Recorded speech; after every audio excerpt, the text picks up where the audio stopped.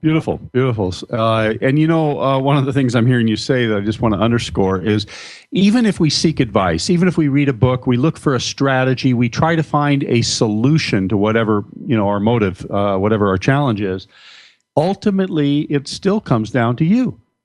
You're the one that's giving faith and energy to that outer solution. So you're still have the inner world at task. And you have to believe in yourself enough to not be talked out of your truth.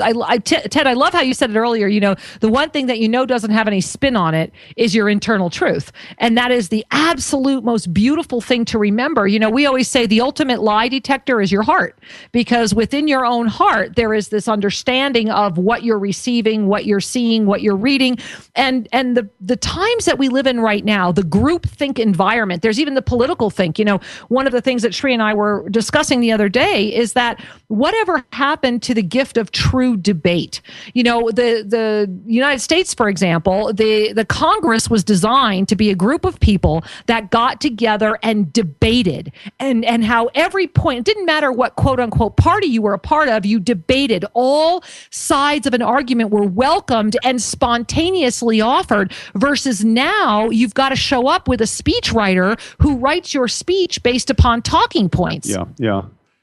And I think so much of our world of control is about talking points. It's about planned agendas and spinning them so that people accept them and digest them, versus exploring for deeper levels of truth, exploring an issue to flush out every possible angle, every possible truth, to find the best possible solution. And this is why, Ted, I love having you on the show, and I love that you've just turned 30, and I love that you're part of a generation that's saying, wait a minute, stop spinning my thoughts. Now, I got a question for you, and it's software related. Uh-oh, here it comes. Tell me about the morality of hacking. And I mean this in a very short version. I don't want to get into a big one here. However, since our minds are being hacked. Your protagonist was highly motivated to find a solution. Right. And hacked into a database to find research information that he then continued forward with.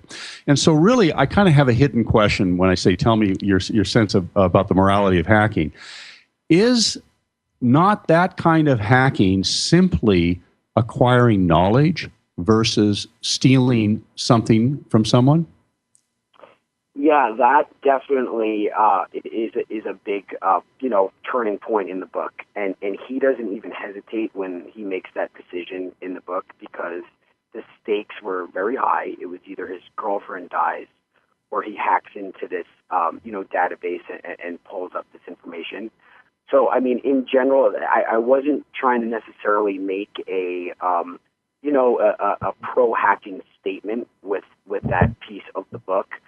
But absolutely, in the book, the protagonist easily makes that decision, and doesn't blink, and hacks right into the big pharma's database, gets the information he needs, because there was a greater good there. One, he saved his girlfriend, and then two, he's creating this big this serum that really could cure not just Ebola but a lot of different diseases. Well, I appreciate you sharing that, because it raises an issue in modern society that there is so much secrecy and competitiveness around research. Yes. And it just seems to me when people are studying the universe, they're studying the fabric of the universe, whether that fabric is in an organic investigation into a bacteria or a virus or the human body or the human genome, and or it's seed research, and now privatizing the ability to patent nature. And that's a whole nother show.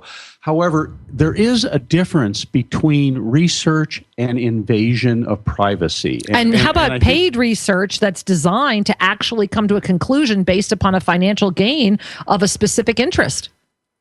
Yeah, just because you're the first one to discover America doesn't mean you own it.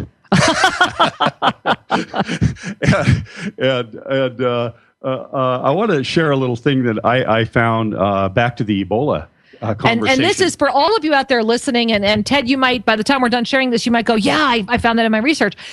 I want to share with you guys that Sri first started looking at this research. It was actually sent to him, and he brought it to me, and we were both like, well, of course. And we absolutely had no problems with it.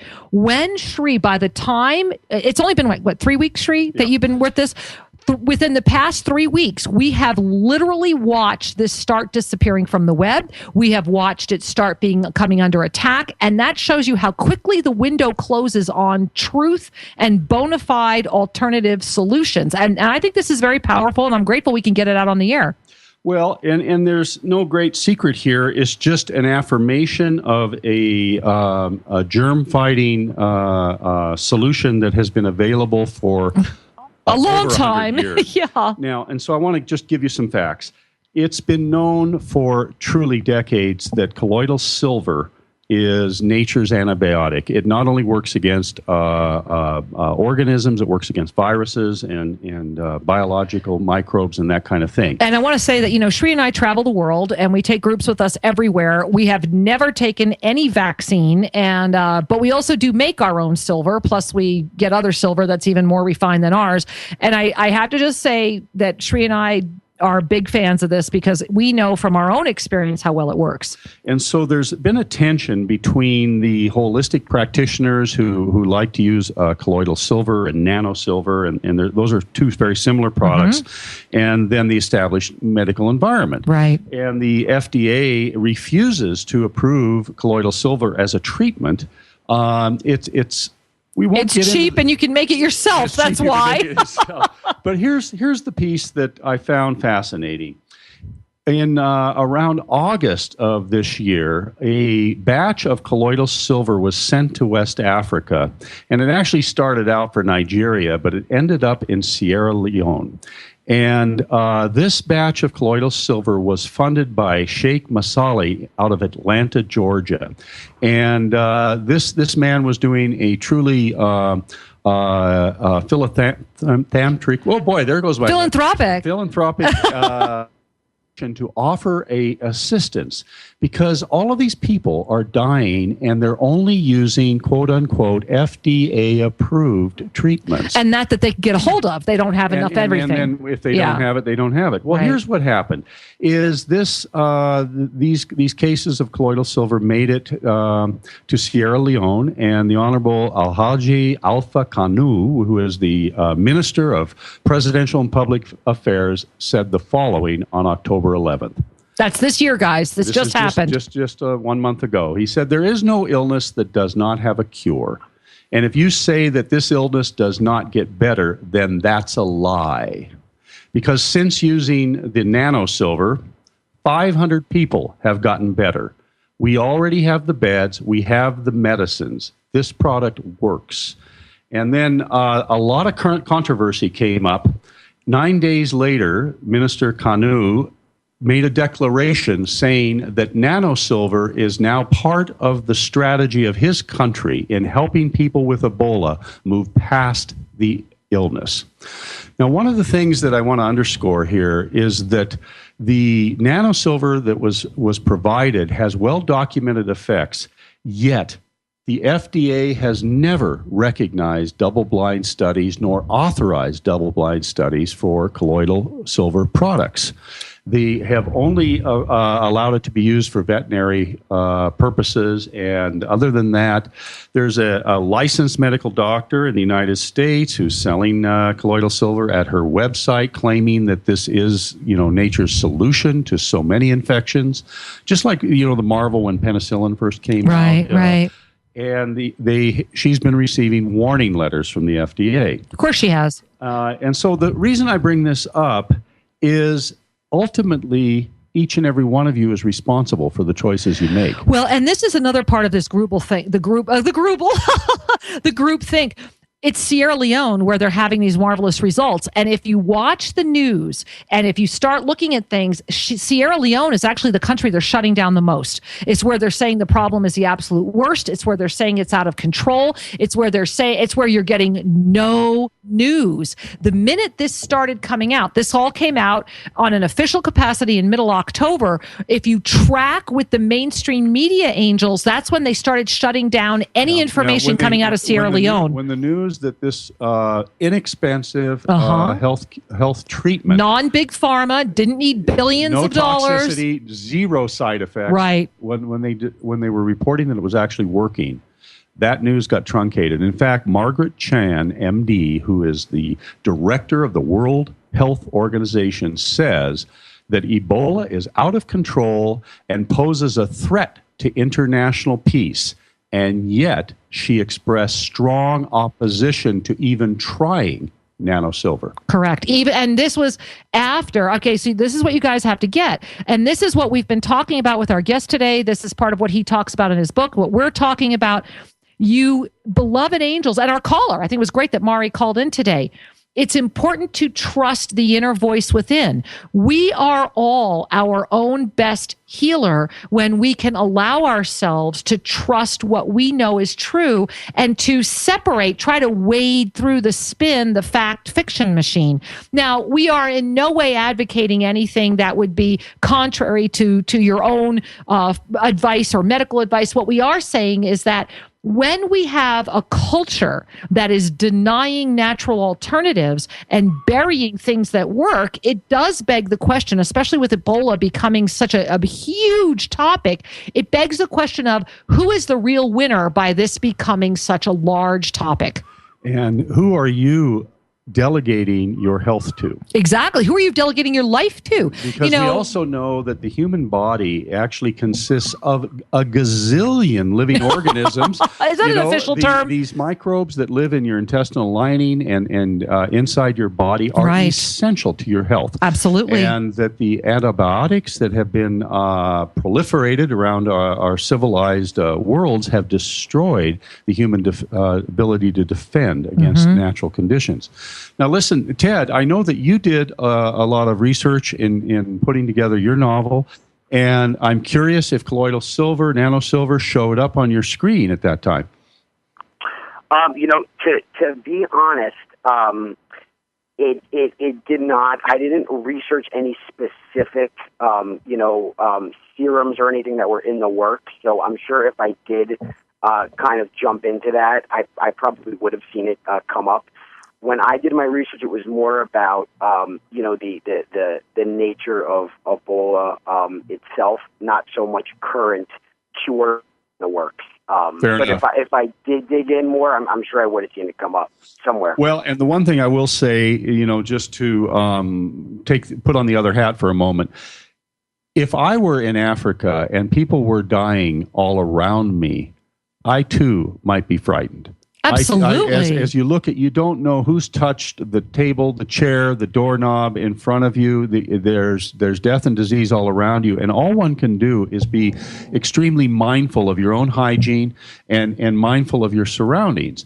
And yet, we are living in a world that actually has other kinds of threats that are equally present. Well, and Shri, I have to jump in and say this because, and I think it ties in with the way Ted wrote his book also, is that, okay, Ted's hero of the book, this young man, reacted and found something because it wasn't that he had hundreds of people around him dying. It was somebody that he dearly loved was dying, and he had a tight time frame. So all options were open, essentially, right? All options were open. As you mentioned, Ted, he didn't even hesitate. It was like, okay, I'm going to hack in. I'm going to find out. I'm going to get a cure.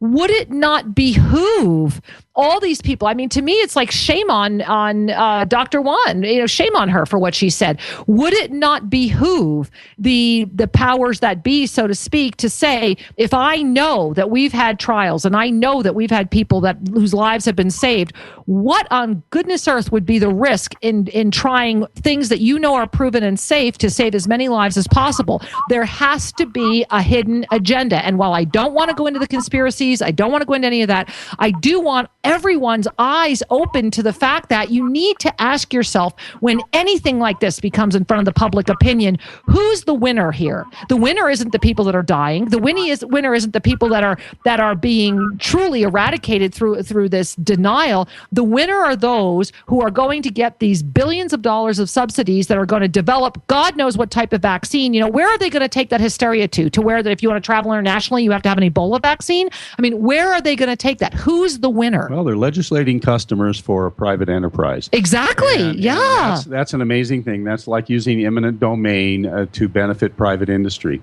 A whole nother conversation. Well, that's a whole other show or two. So, Ted, I want to ask you this. As we culminate your book at the end, and as our show is also getting close to culminating here, what's the greatest lesson you feel people can take from your book? What's the message?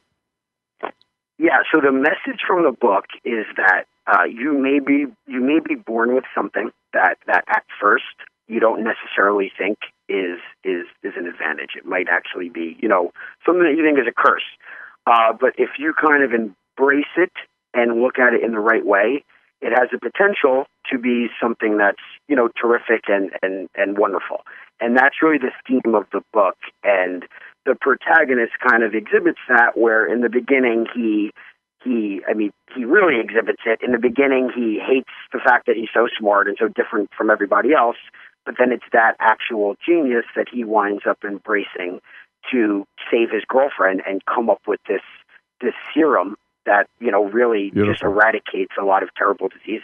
So that's the theme is, Beautiful. Look inward and you could find something that's great. Yeah.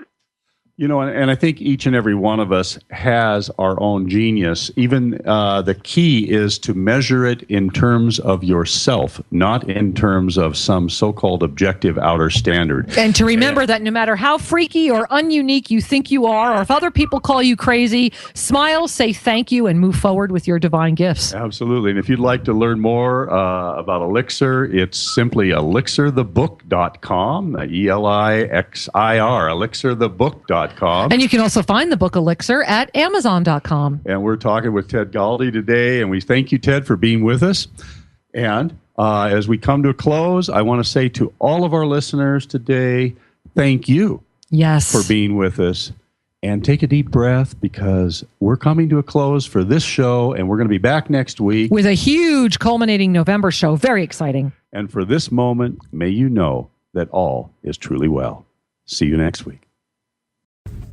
Thank you for joining us at Shri and Kira Live. To have your questions answered, send us an email to guest@shriandkiraradio.com and check out more information at shriandkira.com. See you next week. Namaste.